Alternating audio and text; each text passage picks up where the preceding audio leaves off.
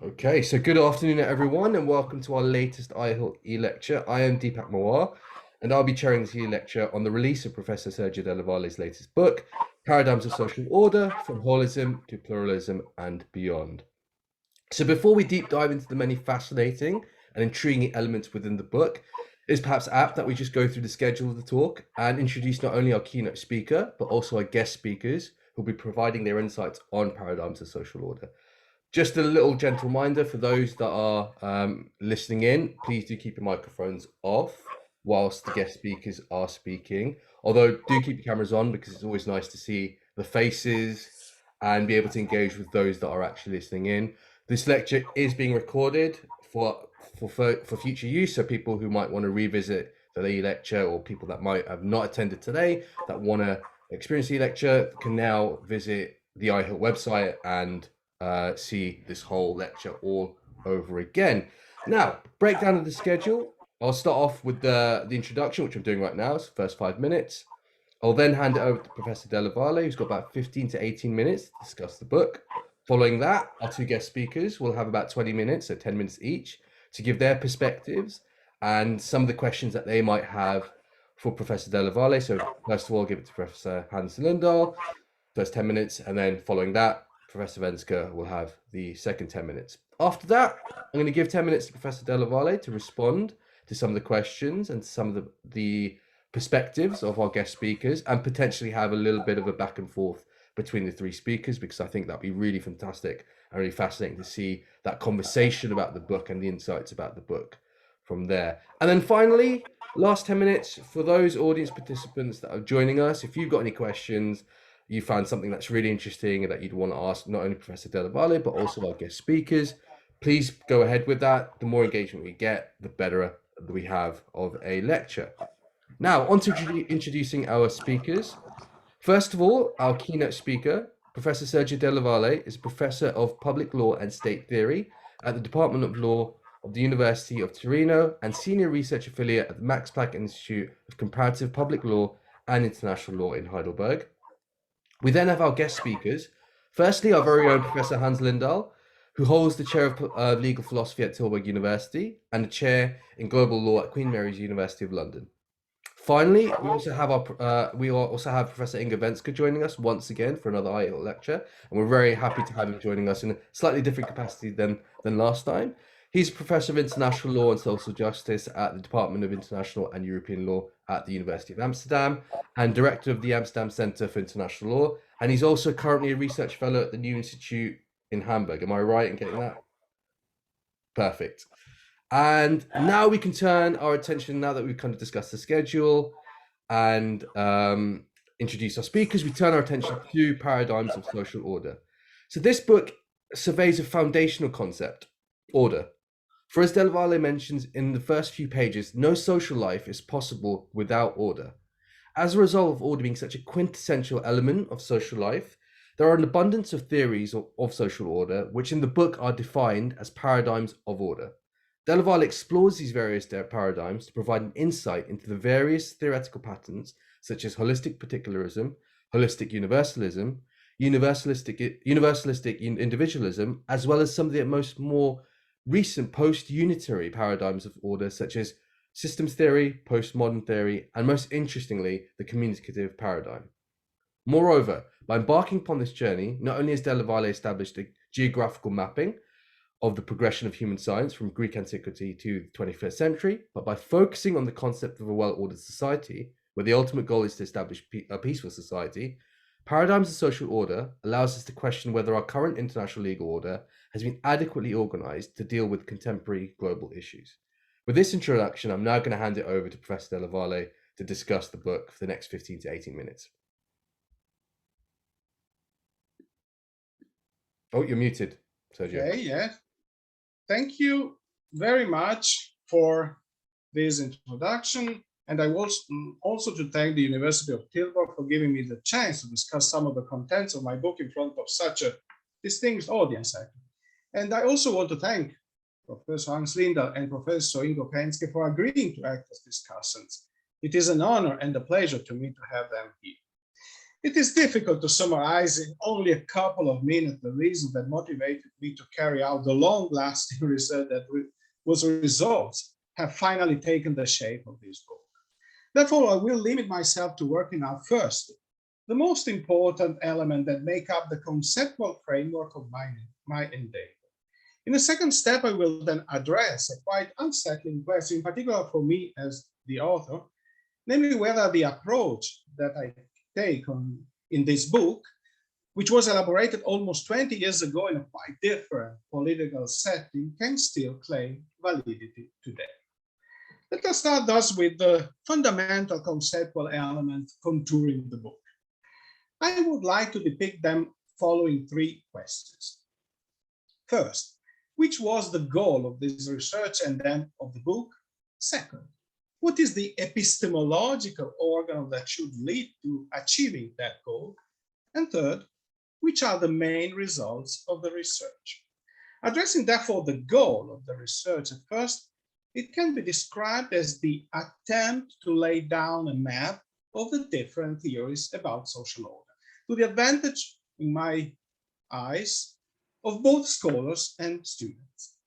Indeed, we have quite a lot of theories of social order, but we lack in particular in the last decades a broadly considered thought to work out the strands of thought that brought to them. In other words, what are their similarities and where are their specific differences to locate? If put in a figurative form, we could say that caught in the midst of many trees, we lost the sight of the whole forest. Indeed, we have to recognize that the attempt to lay down a synthetic account of a field of knowledge runs against the predominant tendency of the present research in humanities, which is generally concentrated on differences and not on systemic similarities. Synthesis is generally left to the so-called hard sciences. Yet I believe that this is a serious mistake. Synthesis must be for the orientation of young and old, and for underlying that we never build our society on the basis of the analysis of details in which we go easily lost, but because we have an idea. Once clarified that synthesis must be, and that we should not refrain from risky endeavors, I can move on to the second question underlying the book, regarding which conceptual instruments should be used for the aforementioned purpose. I opted for the notion of the paradigms of social order, which now needs to be shortly explained. At first, this is evidently a composed concept, which is made up of two different notions. Order, that means social order, since we are talking here of the order created in social interactions, and paradigm. By order, I understand every system of rules that makes social interactions peaceful, predictable, and to a certain extent cooperative. On the other hand, the notion of paradigm refers to a set of fundamental concepts that shape our theoretical understanding of the world or of a part of it, and our practical approach to it, which means our way to properly act within the given context, with reference to a certain matter and in a certain period of time. As a result, every field of human knowledge and praxis has its own paradigms that change over time, but are always specific to that discipline. Thus, we have the paradigms of biology and physics, of psychology and chemistry, and so on. And according to the same principle, we also have the specific paradigms that define the forms of social order. Putting the notion of order and that of paradigm together, we can conclude that the paradigms of social order are those sets of fundamental concepts that lay down the basis for different visions of what social order is and should be. More concretely, a paradigm or a set of fundamental concepts that guide our theoretical and practical use of reason can be recognized as a paradigm of order in as much as it contains claims about three essential questions. Firstly, the extension of order. Secondly, its ontological basis. And thirdly, the question on whether order must necessarily be unitary or can also be pluralistic. The first claim addresses the issue on whether order is inevitably limited to a homogeneous social community or can potentially, at least potentially, be extended to the whole humankind. The claim related to the ontological foundation of order then is centered on whether some kind of organic community, the whole or the whole, builds the basis of social order, or rather the individuals are at the center of society. The third claim, finally, is about whether a well-ordered society has to be necessarily unitary and hierarchical, with no overlapping and horizontal interaction of norms and institutions, or a pluralist society with a hierarchical normative and institutional system can also be seen as well-ordered. As I said, paradigms change over time. This happens when the conceptual framework cannot explain any longer what happens in the world, or the evidence that we can gather on it. New discoveries about the world as regards natural sciences in particular, or new social developments with reference rather to social sciences, put a strain on the then dominant paradigm up to the point of rupture.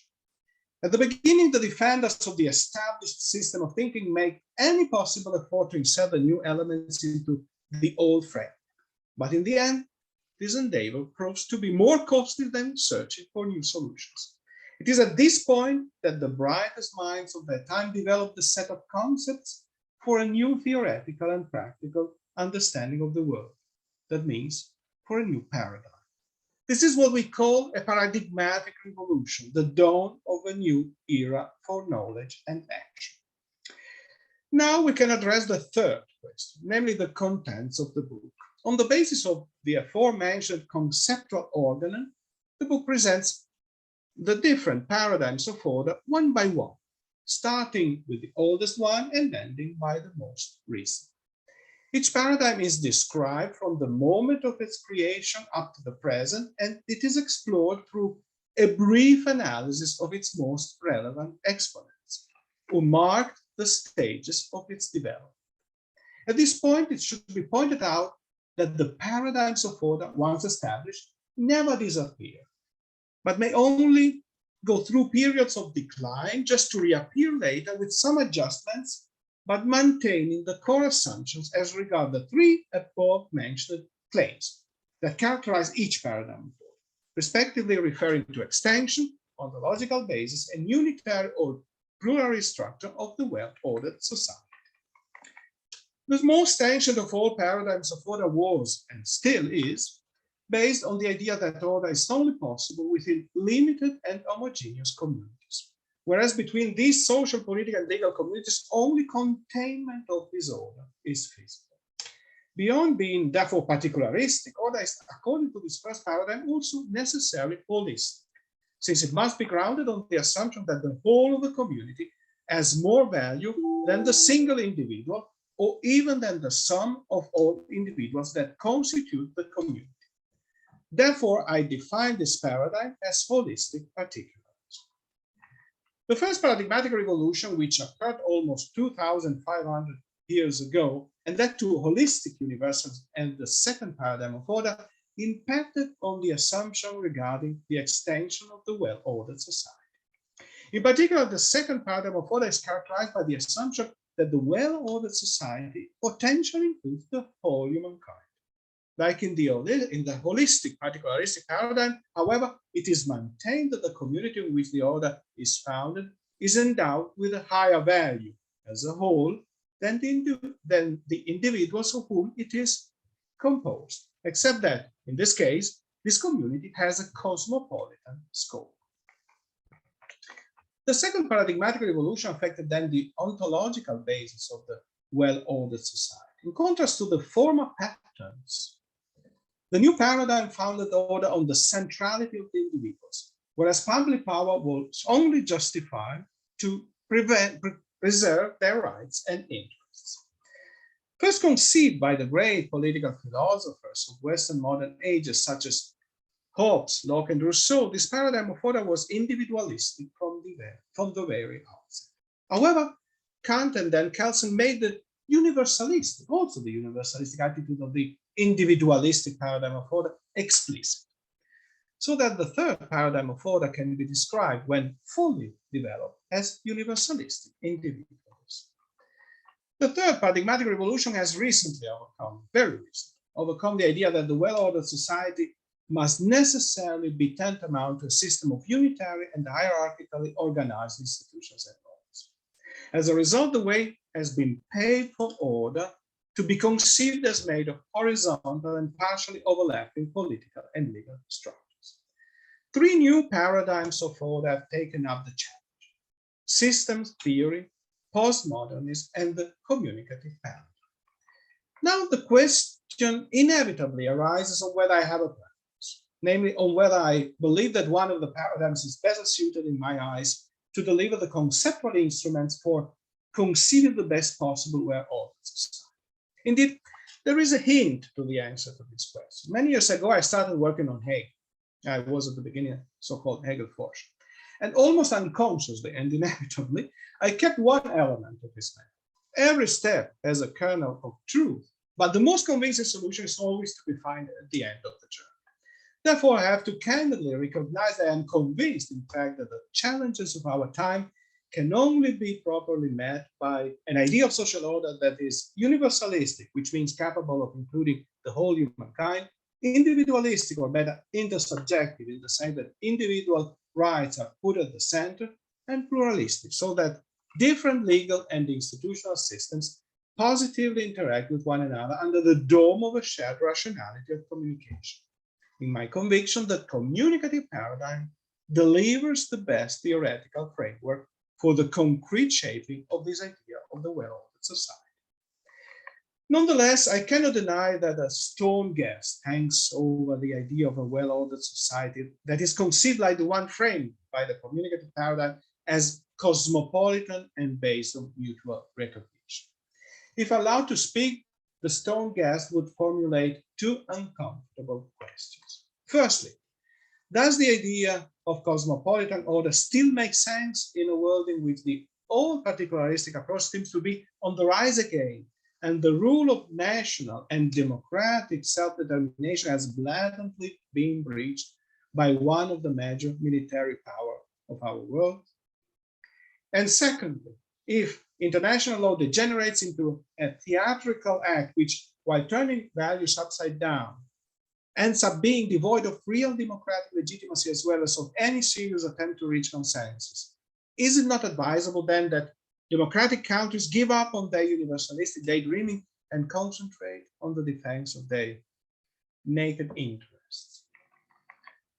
The answers to this question depend on how we address two contrasting commands of reason that emerge from the current global challenges.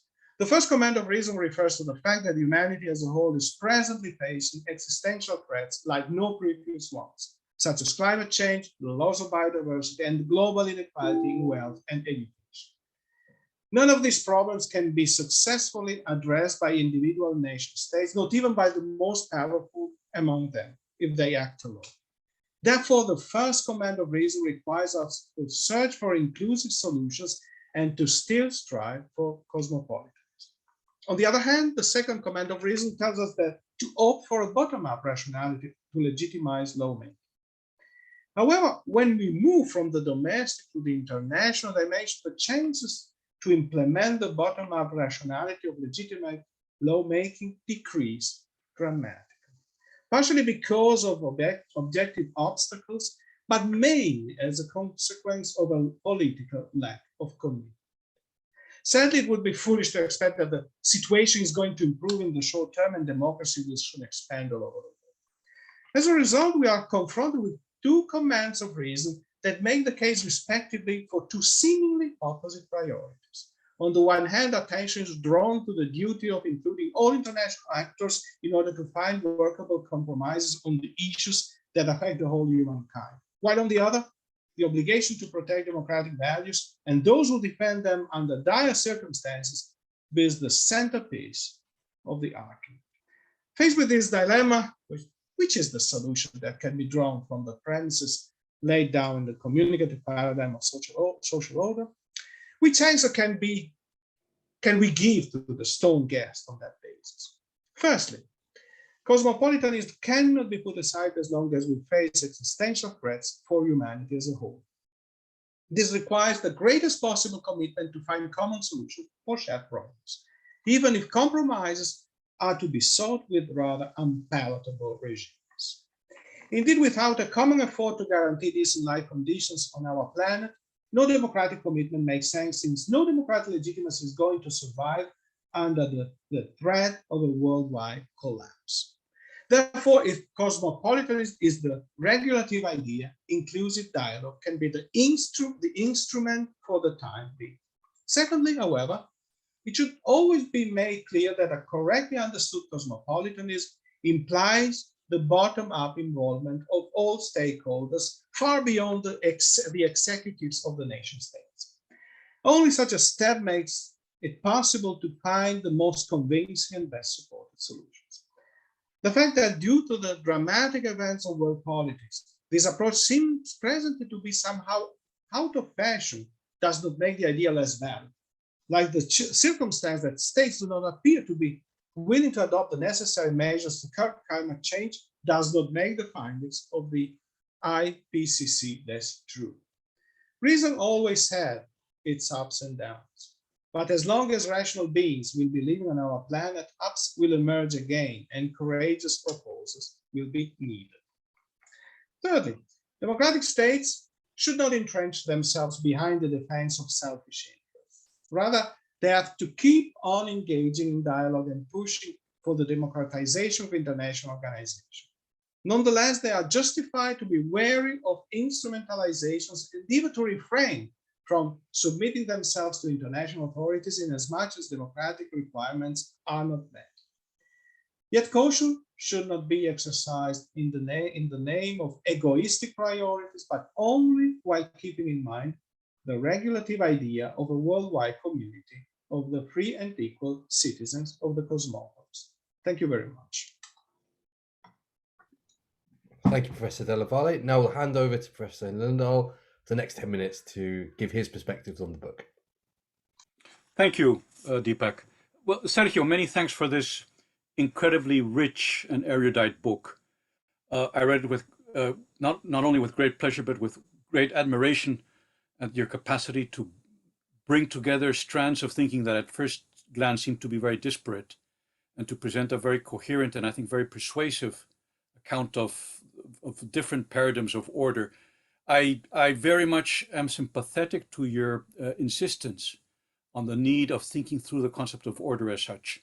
I think that any intervention in political and legal philosophy today always presupposes some kind of concept of order, and trying to articulate what are the presuppositions and the main features of those concepts of orders, I think actually helps to clarify a lot of the agreements and disagreements that take place in philosophy today. So thanks for this book. It's of course also makes it incredibly difficult to comment on the book. It's not only a long book and a dense book, but so detailed that the question becomes how to engage with it in a way that might be helpful. And so what I've done, and I had told you about it in advance, is I wanted to simply focus on the very beginning of the book. That is to say, the first steps, the first distinctions. Because if those first distinctions in a certain sense define the further development of the book, and I think that it's in those first distinctions where there's, I think, room for discussion about the development of the model as of the paradigm model that you've developed. And I think also it helps me what you've said now to indeed confirm what I suspected, and that is that in a sense the concept of a well-ordered society that you present at the beginning of the book is very much informed by the end of the book, by the idea of communicative action paradigm. And so, as it were, you begin with that, but in a certain sense, the history that you're developing is a history of working towards that communicative paradigm, which is a point of departure for your own work. So, of course, being a theorist, my two questions have to deal with the last word of the subtitle of your book. The subtitle of your book is From Holism to Pluralism and Beyond. And so my two questions have to do with the and beyond of the text.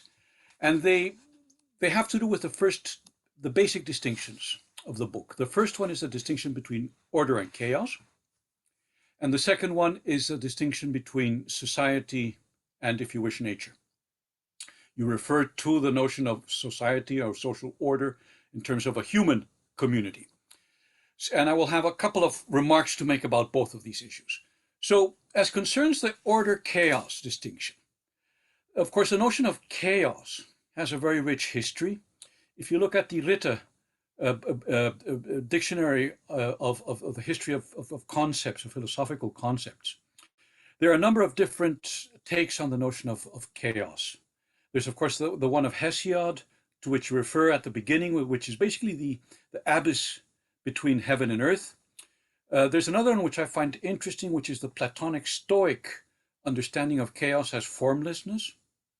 And finally, which is the one which is perhaps most interesting for me, is the notion of chaos developed by Cusa and by Nietzsche in terms of possibility. And I would want to take up this notion of chaos, because to me, that's a question I pose to you is, might chaos not only be negative? That is to say, what needs to be left behind or overcome, but the very condition of possibility or order. That is to say that chaos is actually another name for emergent order. And if such is the case, and I will make that argument, then the question will be, how does this impinge on the model of legal and political order defended by the communicative action paradigm of law and politics? And I'm thinking here particularly of Habermas. And my argument here would be that the very notion of a well-ordered society, as defended by someone such as Habermas, begins to be actually quite problematic if you take radically the notion of chaos as possibility, or even perhaps, as Derrida would say, impossibility. So I think that typically notions of chaos would draw on the distinction between order and disorder, and say that chaos is basically that moment of disorder. But I actually think that if you take the notion of chaos as possibility, in line with Nietzsche and with Cusa, then I think that you would need to introduce actually a third distinction, not only order and disorder, but the idea of an other or even a strange order, emergent order. And that what we call chaos, and here forgive me for referring to someone who we're not supposed to refer to, certainly not in Germany, Carl Schmitt. In the concept of the political, Carl Schmitt refers to the notion of the exception in an exceptionally accurate way. He refers to, and in the political theology book, he refers to the notion of the exception as that which evades the rule. And the German verb is entzieht, and so the noun will be Entzug, so what withdraws. And he says that the exception is everything the opposite of what, there's of course the hackneyed statement, the exception confirms the rule. Actually, the notion of the exception in its radical phenomenological sense, because I think he's here being phenomenological, is that the exception is precisely what eludes and resists a rule. And it seems to me that in a concrete analysis of chaos would well to begin with the notion of chaos in terms of an exception, and of course leading into the possibility of something like a state of exception. Not necessarily, but possibly.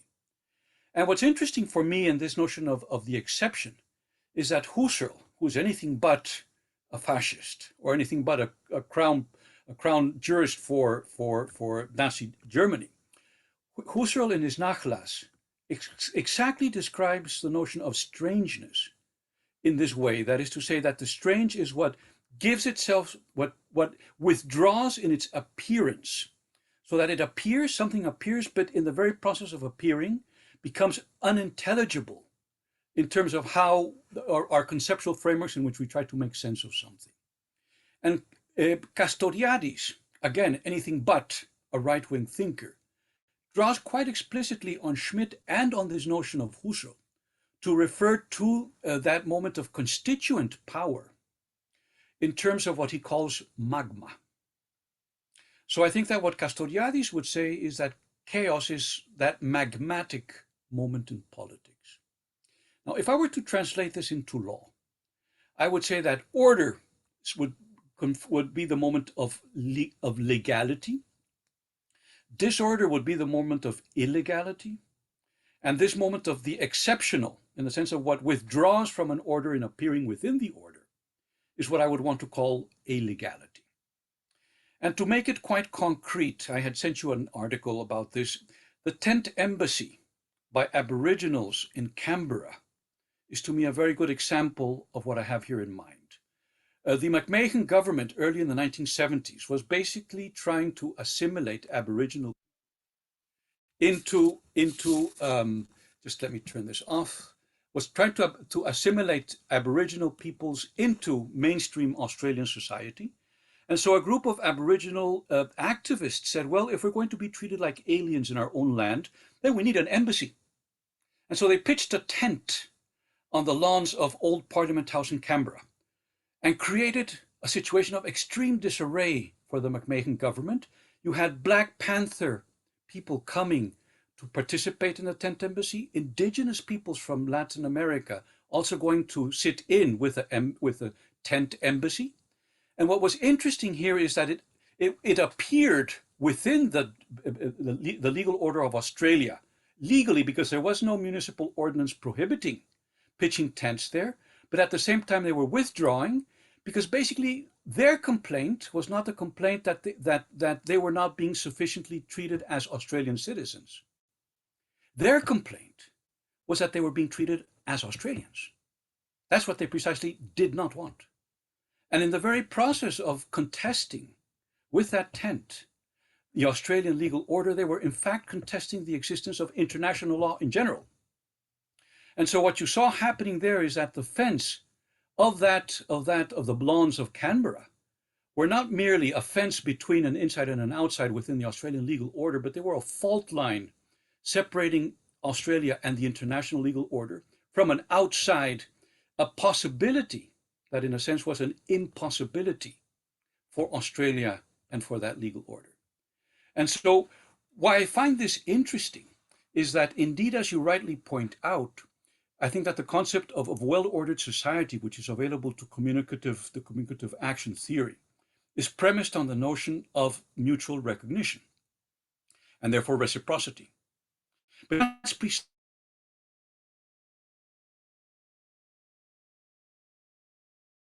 not want to be recognized as Australians. That was for them, that recognition was a fundamental misrecognition of who they are.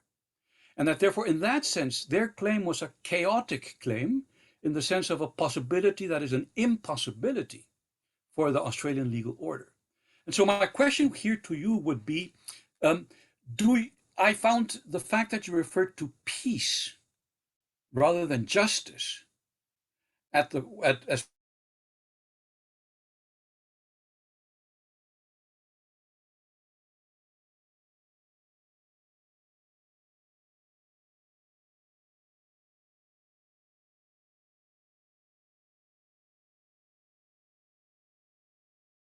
that's my first question. My second question, and I'll be short here because I know that Ingo also has a couple of points here to make, and I definitely want us both to engage with this, has to do with that distinction between your notion of order as social order as being a human order. So I take you to engage in a very modern and fundamental category distinction between human polities and societies on the one hand, and a non-human environment on the other hand, which of course is very close to the is-ought distinction, description and prescription. And therefore that the first person plural perspective of a we is a human we. And it seems to me that this is very much indeed within the communicative paradigm. Arendt is quite negative about animality because they cannot speak. Habermas, in his own way, does too. But it's interesting that even someone such as Jacques Rancière is very explicit in making sense of politics, and therefore of polities, as being strictly human politics and polities. But of course, the work of people like Philippe Descola, and of course Latour and the phalanx of followers in his slipstream have pointed out to the fact that this is actually quite contingent understanding of society and of social order. And there has been, of course, work by, even from within law, by people such as Christopher Stone, in his famous article, Should Trees Have Standing? At a certain point, he raises a question. Well, of course, you might want to object. Non-humans cannot speak. And then he has this wonderful little phenomenology where he says, well, look, if I see a patch of parched grass, that grass is crying out to me, give me water. So that, of course, there are forms of human speech, there are forms of communication and of appel in French, which are not logocentric, and yet which make possible forms of law. And so a great deal of the contemporary work which is being done in critical and theories of Anthropocene is to try to make sense of more than human collectives, which demands, of course, rethinking the notion of collectivity and of action, therefore of order. So my question to you would be, and this is the second form of the beyond from the different forms of paradigm that which you've discussed, do you see space for something like a new paradigm of order that avoids the distinction between humans and non-humans, at least in the way that modernity has posited it? So many thanks for a fantastic book, which I've learned a great deal from. Thank you, Professor Lindahl. I'll now hand over to Professor Venska to discuss the book. Yeah, thanks so much for having me, Deepak. Thanks for your introduction and now for your presentation, Sergio. So I thoroughly enjoyed reading the book, this massive book, for all I've learned from it, from the very erudite, able, skillful, just very impressive account of thinking about social order over the centuries. On all of that weaved into an unusually clear setup of the four paradigms that you also now introduced again, and leading to an equally clear argument in favor of a communicative paradigm that transcends holism and individualism and that mediates between particularism and universalism. And that's what I will focus on. So if Hans focused on first steps, so I will focus on those last steps. But I also want to say that I thoroughly enjoyed reading the book for individual, idiosyncratic, personal reasons. So, you know, I started my PhD at the Max Planck Institute in Heidelberg some 15 years ago. So you said the book has been 20 years in the making. So you had a head start of 5 years. I came in with the main task of still trying to assist in this far-reaching work that has led to this book. And you may also recall, if I just may a second, the very first day at the Institute, Sergio introduced me to the topic, to the project. We talked, and we talked a bit more, continued talking. And as anyone who knows the Institute a little bit, we then committed a grave sin, probably the gravest sin at the Institute that I have committed on the very first day already, by turning up late to the Institute's weekly meeting on Mondays. So that was the start, my first impression, and I've continued to learn so much from you in the years there and beyond, and now again in reading the book. Thanks so much for that. So I have 3 questions for you that focus, as I said, on the communicative paradigm. The first one is what it means to speak. What about those, second, who speak, even scream, but are not heard? And then the third connects to what Hans just raised as well. What about those who speak in a non-human way? So to the first question, what it means to speak. So one point that's been a point of discussion, disagreement between us for a while is about the theory of language and what that theory of language can do as a building block for a paradigm of order. Now that discussion has always been tilted and continues to be tilted now in favor of your much vaster and more profound knowledge, so that I saw myself, and I see myself now at best as a sparring partner, somebody offering a bit of orientation perhaps, but I still don't think that I'm entirely knocked out by your arguments then or now. So first, the 2 points in that regard. I don't think that the connection between Habermas' theory of language and his political philosophy is as close or even necessary as you suggest.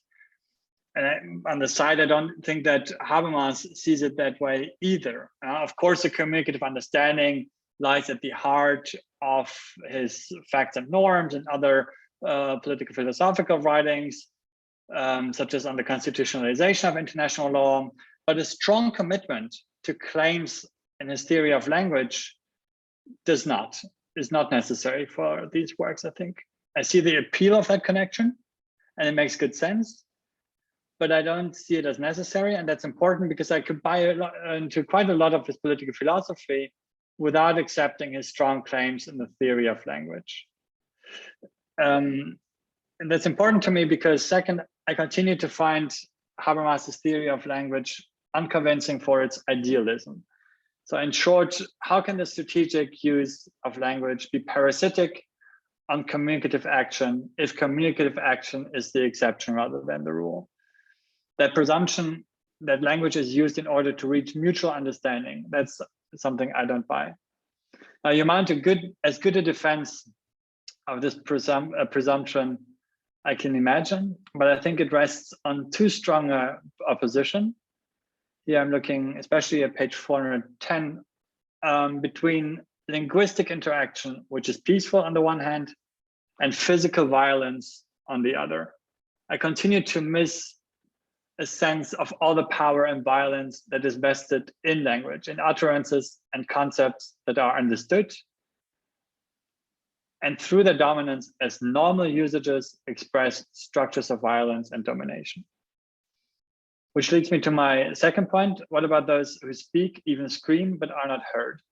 Now you start with as you call it, an apology.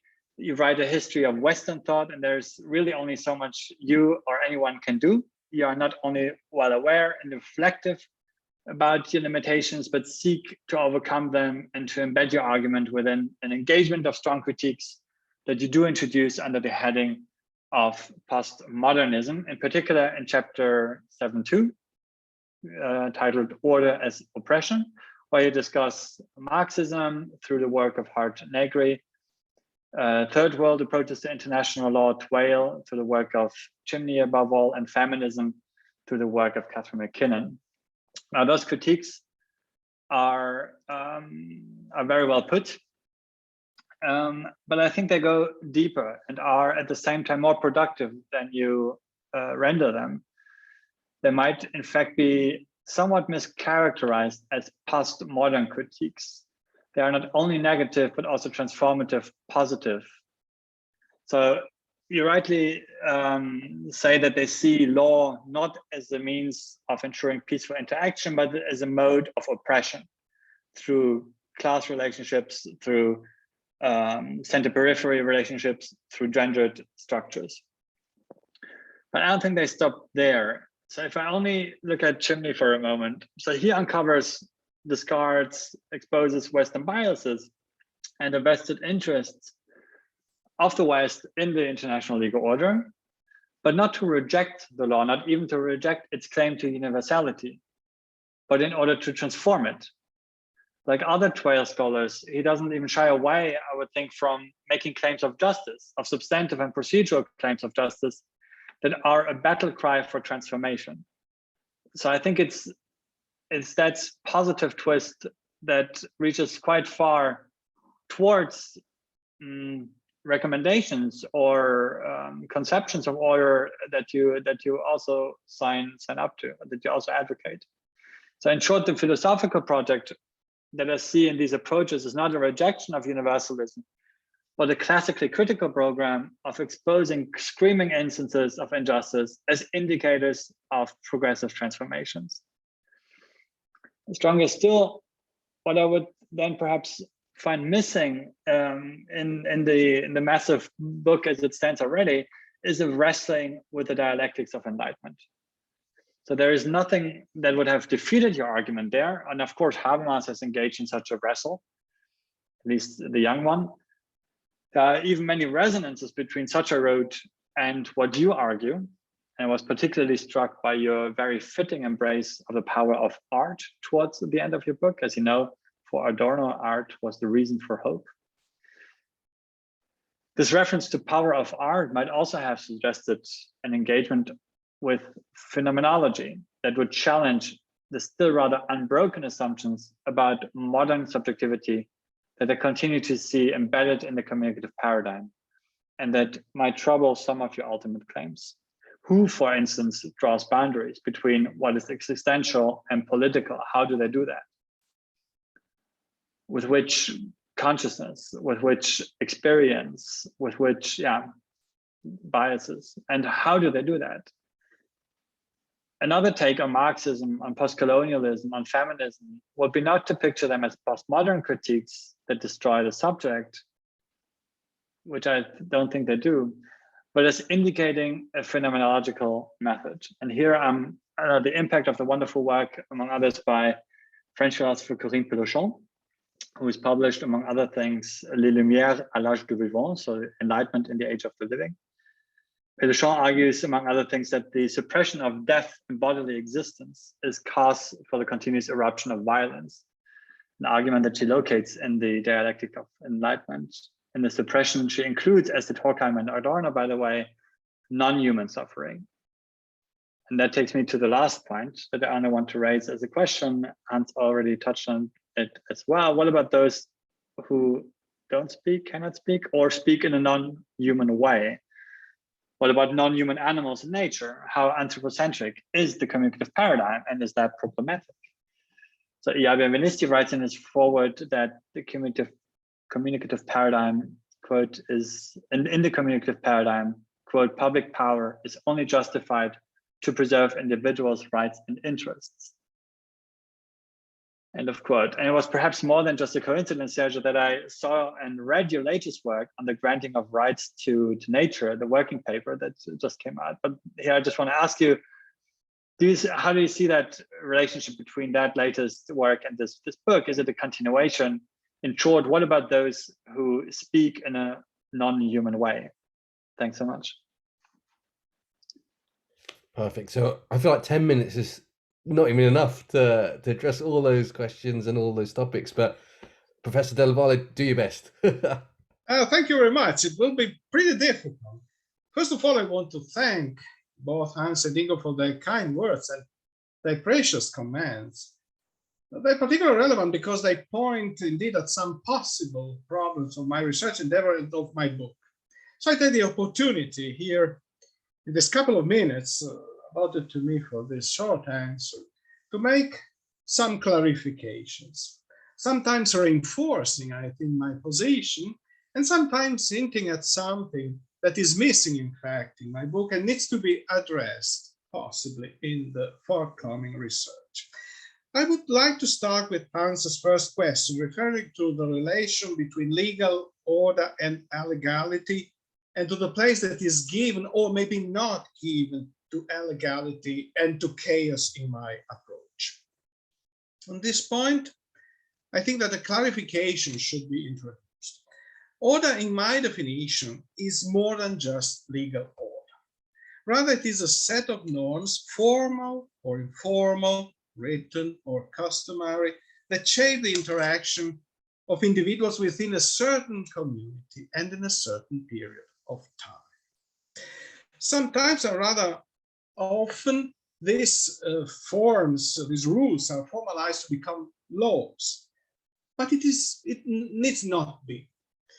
Therefore, what Hans refers to as illegality is, in my view, and also as chaos, a normative system that contours no less than the legal system a well-ordered society. So that this kind of not written rules from which also order can emerge. Just to make probably the most famous example, let's think of natural law. Is chaos comprised in this understanding? Is this point in which new forms of order are developed? Yes, because order is, in my understanding, nothing fixed.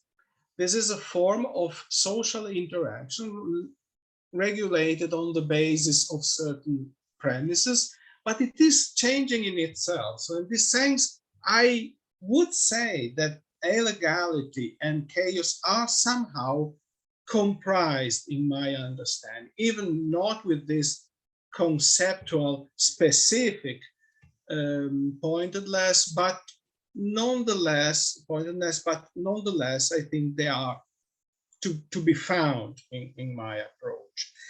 And then you asked why I use peace and not justice. Because I had to, well, it is a really interesting question, because I had to find a concept, a definition of paradigm, and the definition of order specifically, which could be applied to many different systems of norms, written or customized, I said. And unfortunately, justice is not at the centerpiece of some of them. So in this sense, peace is simply the situation in which interactions are predictable and they not lead to disruptions. Must they be based on justice? If justice is conceived as a form of mutual recognition that recognize the different needs and priorities of individuals and groups, well, I'm afraid that some kind of order, systems of order that I describe, or paradigms of order that I described in my book, are not characterized by this specific quality. Now I move to Ingo's first question. And elaborating a little bit on it, I think that it could be expressed through the following question: why do we speak? It seems to me that while linguistics and philosophers of language have analyzed in depth the mechanism and the logics of discourse, the question why we speak always remains a little bit at the fringes of the debate. Maybe because it is utterly difficult to answer, and that in the end we are left to speculate. And we have started to speculate indeed, as Ingo recalled, many years ago on that question. And I think we kept our position. It is not always good, but in this case, it is at least useful for me to specify and to try to come to terms with this thorny issue. So why we speak? I still believe that we have two possible answers. The first, which I wouldn't say Ingo prefers it, but at least keep it within the horizon, is that language is the expression of the authority of the powerful, who is willing to impose their priorities on the powerless. The most relevant arguments in my eyes against this interpretation is that no authority can be established in the absence of the legitimation, at least unconscious, coming from the community that should abide by the rules created by that authority, or at least by a majority of its members. Hereby, we come, therefore, to the second possible answer to the question of why we speak, which is the one at the basis of the communicative paradigm, namely that we do it in order to find common rational answers to shared problems. In my book, I give some reasons to support my preference for this interpretation. I cannot delve into details here. Anyway, I'm still rather prone to insisting on my position, but I have also to admit that there is a risk in the way how the book understands the meaning of communication. And evaluating this risk leads me to the question raised by both Hans and Ingo, namely on whether the concept of social order in my book is exclusively referring to a human order without taking the order of nature into due account. Or put differently, how anthropocentric is the communicative paradigm as it is presented in my book as the, so to say, the apex of the development. Well, indeed, it is anthropocentric. I have to admit it. But this is acceptable. Is this approach acceptable in times of climate change and loss of biodiversity? I believe it is acceptable, and I have to defend my book a little bit, but not without some second thoughts and limitations. As a matter of fact, this is a book on social order of human communities. And I think that it is legitimate to address this topic in its specificity. So there are paradigms of order of human communities. Nonetheless, the question is more than justified on how social order, as it is described in the book, can probably be linked to an approach that is more sensitive, necessarily more sensitive toward the protection of the natural environment. So substantially, I think that we have two solutions. The first one runs directly against the approach that I took in my research.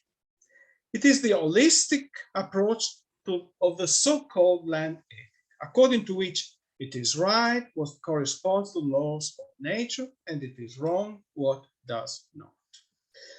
However, in this case, the cost to be paid is pretty high, since all kind of specificity of the moral discourse within the human community, in the end, would go lost. Yet there is another way that we can go, and this refers to a redefinition and expansion of communicative rationality. On the basis of its traditional understanding, communication is made of the exchange of rational arguments with the goal, among human beings, with the goal of finding the best solutions for shared problems. The instrument is therefore rationality, and the good to be protected primarily is the capacity to act as free and equal and rational beings. But what about if the computational capacity is regarded as essentially put at the service of avoiding pain, and physical integrity is seen as the primary good to be safeguarded? Is it possible? Yes, I think it is possible. In case that we adopt this approach, it could be and should be easily possible to connect the communicative paradigm to the protection of nature in all its forms. In the end, it seemed to be possible, at least in my approach, to be a vegan and an environmentalist and the support of the communicative paradigm, or at the same time. I'm the example, it works. But this should be the topic, obviously, of different research and hopefully of another book. I anticipate this, Ingo referred to it in a paper recently published as a research paper of the Max Planck. So we are trying to redefine the communicative paradigm, going beyond this linguistic rationality. Let's complicate the topic, but I think it is possible. Anyway, this is a limitation of the book. I have to recognize it. Finally, let me say still a couple of words with reference to Ingo's second question, namely, what about those who have spoken but have not been heard? Once again, I think that we have two possible constellations. According to the first, some people have not been heard because they could not be heard. For instance, because they belong to past or future generations. In this case, the distinction between real and idea communication community comes to the aim, in the sense that by debating argument, those who can really take part in the linguistic interaction have always to take all possible reasonable positions into account in order to come to a feasible and rational solution. Much trickier indeed is the second constellation, to which I think Ingo, if I correctly understood, was referring, in which some individuals, the least powerful ones, are not heard because those in power do not want to lend an ear to their needs. Here we are at a crossroad. Either we turn to the right and assume that any, I don't mean it in a political sense, that any communication is only an exercise of hypocrisy, so that the disruption of communication is the only way to give a voice to the voiceless, or we turn to the left and maintain that communication is meaningful and fulfills its task if all stakeholders are properly involved. If that does not happen, linguistic communication may be shallowly understandable, but it betrays its normative standards, with the consequence that it is ultimately incapable of realizing its most essential tasks. The last consideration regarding whether I comprise somehow the dialectic of enlightenment in my book, in my research. Well, explicitly, there is no reference to the book with this title, indeed. But indirectly, there is a reference to what the dialectic of enlightenment kicked off by, so to say, Adorno and Durkheim brought a little bit later, namely the postmodern movement. So in the sense that in this radical criticism of the idea of order is indeed addressed in the book. I must acknowledge that I don't believe that this rejection of order as a political idea can lead to very positive results, because I still believe that when you criticize a certain idea of order, you must have a better idea of order. Otherwise, you do not come to the situation of a case that is created, but a situation which is simply disorder. So in this sense, the dialectic of enlightenment is comprised in this consideration, but I must also recognize that my attempt was to recomprise it so as a kind of pushing forward to make the idea of the grand project of modern philosophy more capable of responding to the present challenges. Thank you very much. It was very interesting. Thank you for the questions, and I'm completely aware these answers are not completely convincing, but I try. Thank you very much. Thank you to all the guest speakers for their participation and for their insights. And so we have some audience members. I don't know if you've got any questions for our speakers. If so, either raise your hand or put it in the chat. Just to start off, so my question, perhaps less so about the content, but more so about, for me, it was really interesting in terms of this kind of geographical mapping of human sciences. And was that really an intention in terms of also linking up this idea of a book not only for scholars but for students? Was that a real drive for that kind of approach of actually having this geographical mapping? So not only are we looking at the concept of order, but also having this real exploration of the development of the field of philosophy. So was that kind of behind that real drive to have that geographical mapping, not only for students and scholars, but to really explore the field as a whole? Well, I must say the plan at the beginning was far less ambitious, but there is a problem. When you started by working on Hegel, you are somehow always in danger. You cannot be happy with just part, and then you say, oh, it's still that, I should include that in my considerations. So it grew more and more. And I must say, it grew a lot, but it still does not comprise, as Singo pointed out, and I admitted at the beginning of the book, a lot of very stimulating ideas that could come from different cultural traditions. It is a matter of incompetence. So it was not possible to include that. Otherwise, obviously, the problem of such a book is that it is in its essence incomplete, because you try to depict development, but every specialist of a single moment of this development can always say, well, this is not taken into account. And that my idea was to depict indeed a map. So the single elements may be put not always at the perfectly right place, but the most important question, is the paradigm of order a useful instrument to map theories of social order?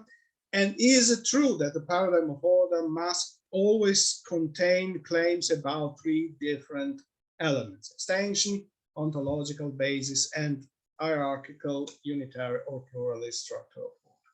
If this is the case, it is rather easy.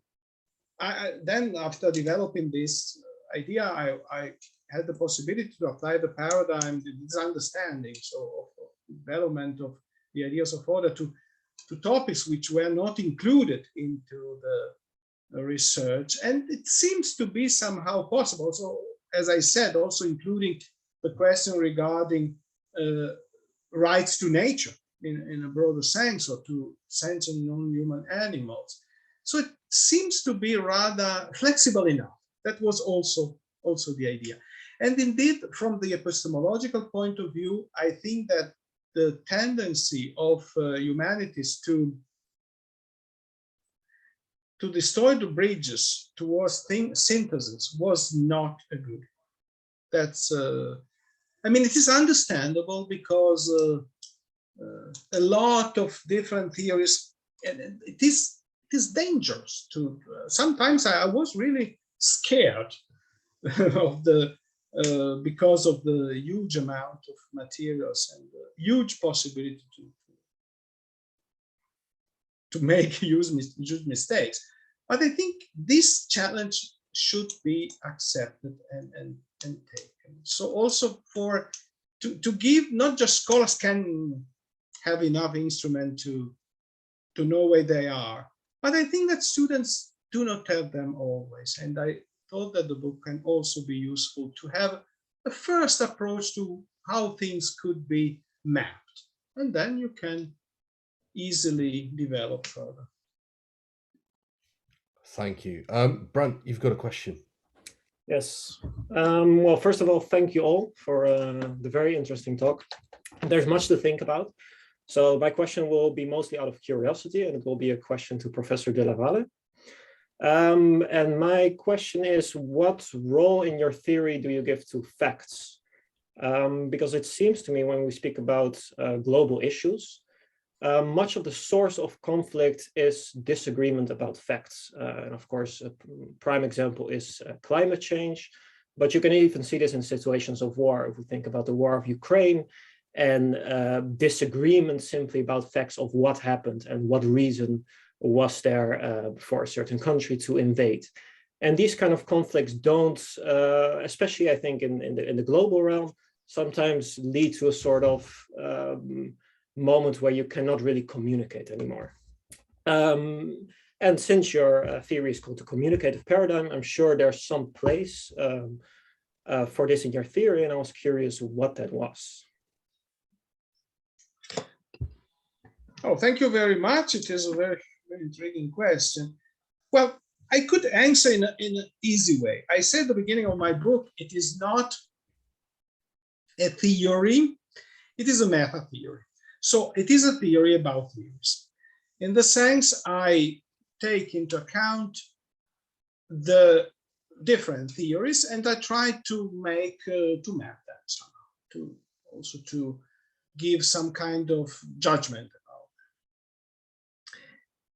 them. What is the role of facts in this approach?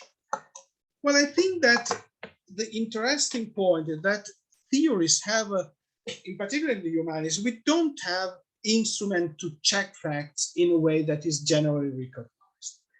So the approach was simply to say that, to assume that we have a conceptual organ that gives us the possibility to interpret facts and to give advice to our action. And this conceptual organ, anyway, is a question which is related to arguments more than to naked facts. It is difficult in the humanities to say, this is a matter of fact, and this is the speed of light. We have no speed of light. We have different possibility to present our arguments, and it is important to understand which are the presuppositions that lead us to understand facts in a certain way. I mean, let me try to make an example.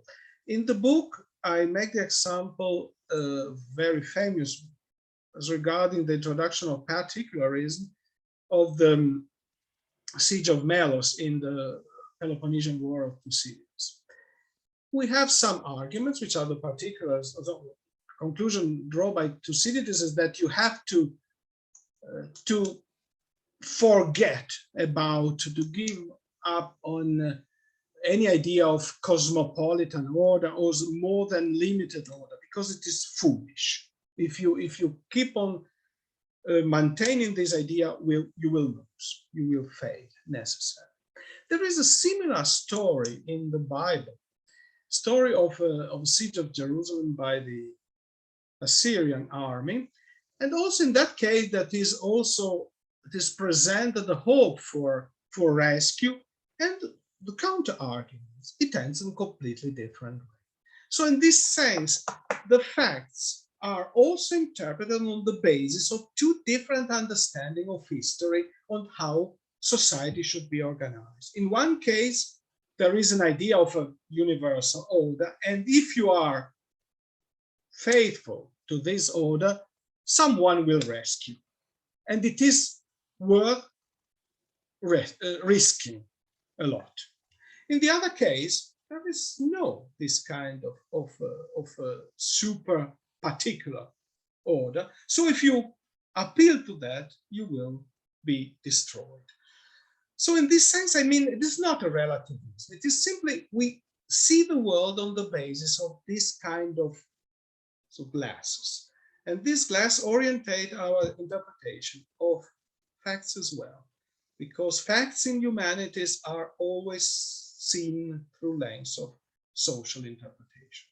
This is at least my take on this point. I don't know whether it was at least success or sufficient attempt to answer your question.